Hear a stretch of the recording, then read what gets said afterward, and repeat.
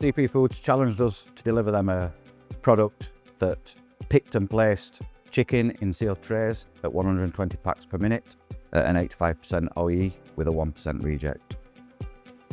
The things that we're having to think about at the moment is how do we cope with ever-changing requirements from retailers and customers, and how do we remain flexible as well as having automation.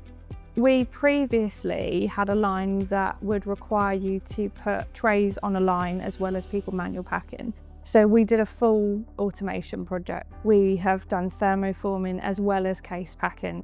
The equipment that we had in the low care area was very dated. It was all just patched together. It took a lot of maintenance. It had its day really.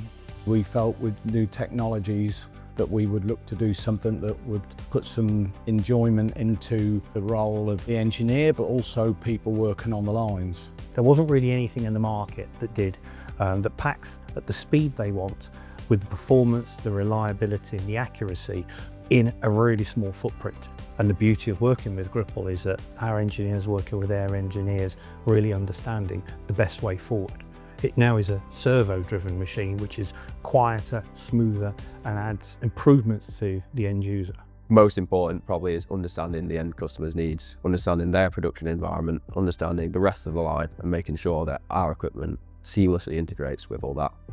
Because of the machine being 120 parts per minute, we had to develop something that could stack multiple packs at once. We developed a multi-stack gripper that could do 5 picks and then place. And we collaborated with the OMRON robotics engineers to develop the software alongside our own. It's not the robot that delivers most of the value. It's the Sysmac platform that sits beneath that really is the important part of this machine. Sysmac not only talks and works on the PLC, it's the vision systems, the cameras that are in there, it takes in data from all the sensors, it controls the robots, the safety functionality in the machine, and importantly, the servo-driven system. All of that on a single piece of software, making it really, really powerful tool. There's been a huge engagement from engineers. They've really taken on board the new technology. They've enjoyed gaining experience working with the actual packaging machine and also working with the engineers that were installing it. And it is the way forward. This next generation of robotics is going to play a huge part for all businesses. If you engage people well with an automation project, they can see the excitement in it. They can see it as enhancing their jobs. People can say, oh, we've got robots now. You know, people really enjoy it.